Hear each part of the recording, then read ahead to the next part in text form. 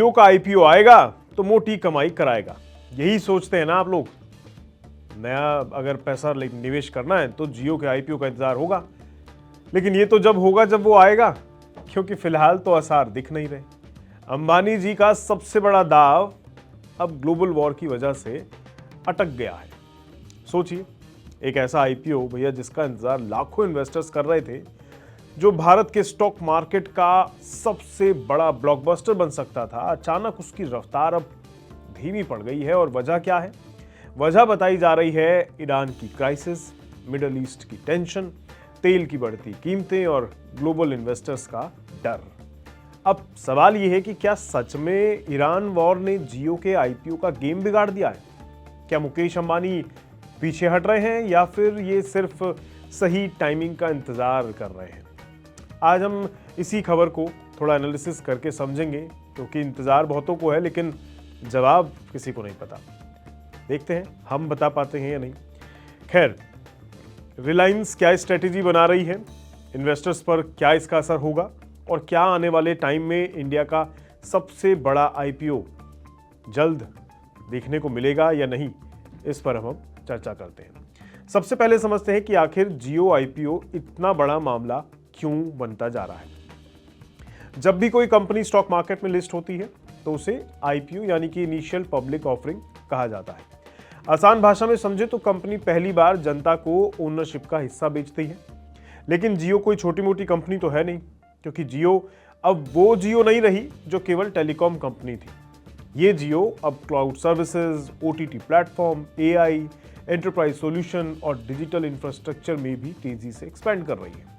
मतलब अब जियो digital super power बन रही है। इसी वजह से जब जियो आईपीओ की खबरें सामने आई थी तो मार्केट में एक्साइटमेंट बढ़ गई थी, क्योंकि एनालिस्ट मान रहे थे कि ये भारत के सबसे बड़े आईपीओज में शामिल हो सकता है। रिपोर्ट्स के मुताबिक जियो आईपीओ का साइज करीब $4 बिलियन यानी लगभग 34,000 करोड़ रुपए तक का हो सकता है, और वैल्यूएशन 150 से 180 बिलियन डॉलर तक पहुंचने की संभावना जताई जा रही थी। यानी अगर ऐसा होता तो जियो दुनिया की सबसे वैल्यूएबल डिजिटल टेलीकॉम कंपनियों में शामिल हो सकती थी। लेकिन समस्या क्या है? ईरान की वॉर। लेकिन इस वॉर से जियो आईपीओ का क्या लेना देना, आप तो यही सोच रहे होंगे, है ना?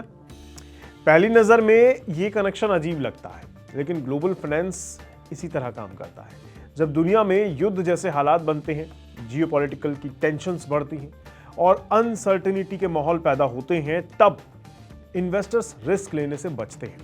ऐसे समय में पैसा स्टॉक मार्केट और नए आईपीओ से निकालकर गोल्ड, यूएस डॉलर्स और बॉन्ड्स जैसे सेफर एसेट्स में शिफ्ट होने लगता है। यानी मार्केट में डर का माहौल हो तो सबसे ज्यादा इंपैक्ट नए आईपीओस पर ही पड़ता है, क्योंकि इन्वेस्टर्स फ्रेश पैसा लगाने से बचते हैं। अब रिलायंस की प्रॉब्लम भी समझिए। अगर कंपनी ऐसे माहौल में भी जियो का आईपीओ लॉन्च कर देती है और मार्केट सेंटिमेंट्स कमजोर रहते हैं, तो दो बड़े खतरे उनके सामने आ सकते हैं। पहला, आईपीओ को उतना अच्छा रिस्पॉन्स नहीं मिलेगा जितनी की उम्मीद की जा रही है। दूसरा, रिलायंस को कम वैल्यूएशन एक्सेप्ट करनी पड़ सकती है, जो शायद उन्हें गवारा ना हो। और रिलायंस जैसी कंपनी शायद जाहिर सी तौर पर ऐसा तो बिल्कुल नहीं चाहेगी कि कम वैल्यूएशन पे उनकी आईपीओ को लाया जाए, क्योंकि मुकेश अंबानी जी जियो जैसी स्ट्रेटेजिक कंपनी को डिस्काउंटेड वैल्यू पर लिस्ट नहीं कराना चाहेंगे। असल में इस पूरी कहानी में सबसे बड़ा खेल है वैल्यूएशन का। रिलायंस को पता है कि जियो भारत का सबसे पावरफुल डिजिटल बिजनेस बन चुका है, लेकिन इन्वेस्टर्स प्रीमियम वैल्यूएशन तभी देते हैं जब मार्केट बुलिश हो और सेंटिमेंट्स पॉजिटिव हो। अगर मार्केट डर में हो तो वही इन्वेस्टर्स ज्यादा कॉशियस और ज्यादा सावधान हो जाते हैं और वैल्यूएशन पर सवाल उठाने लगते हैं कि भैया ये तो बहुत ज्यादा पे लिया है, बाजार तो गिरा पड़ा है। जैसे उदाहरण के लिए, अगर रिलायंस जियो को बहुत ऊंची वैल्यूएशन पर लिस्ट कराना चाहती है, लेकिन इन्वेस्टर मार्केट अनसर्टेनिटी का हवाला देकर प्रीमियम देने से मना कर दें, तो कंपनी के पास दो ही ऑप्शन बचेंगे, या तो वैल्यूएशन कम कर लें या फिर आईपीओ पोस्टपोन कर दें। और एनालिस्ट का मानना यही है कि रिलायंस शायद दूसरा रास्ता चुन रही है, मतलब पोस्टपोन वाला। अब बहुत से लोग हेडलाइंस देखकर सोच रहे हैं कि शायद मतलब न्यूज़ हेडलाइंस वगैरह, वो देखकर सोच रहे हैं कि शायद जियो आईपीओ कैंसिल हो गया है, लेकिन ऐसा नहीं है। ये बात अपने दिमाग से निकाल दीजिए कि जियो का आईपीओ कैंसिल हो जाएगा। अभी तक जो जानकारियां सामने आई हैं उसके मुताबिक आईपीओ कैंसिल नहीं हुआ है।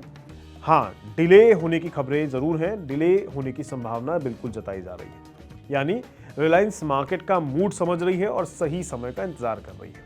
अगर जियोपॉलिटिकल टेंशंस कम होती हैं, ऑयल प्राइसेस स्टेबल रहते हैं और इन्वेस्टर्स का कॉन्फिडेंस वापस आ जाता है, तो आईपीओ फिर से तेजी से आगे बढ़ता दिखाई दे सकता है।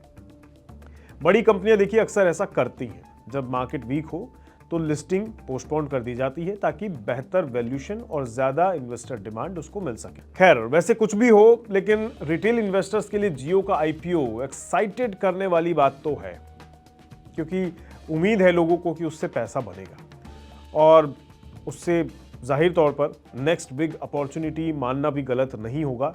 लेकिन आएगा कब, ये बताना फिलहाल मुश्किल है, क्योंकि सिचुएशन फिलहाल ईरान और अमेरिका के हाथों में है। वहाँ के हालात नहीं सुधरते तो बाकी चीज़ें बेहतर होंगी नहीं, और अगर वो बेहतर नहीं होगा तो यहाँ भी चीज़ें अटकी हुई दिखाई देंगी। अब कब तक अटकी रहेंगी, इसका इंतज़ार कुछ और समय शायद हमें करना पड़ सकता है। खैर, आज के लिए इतना ही, दीजिए इजाज़त, नमस्कार।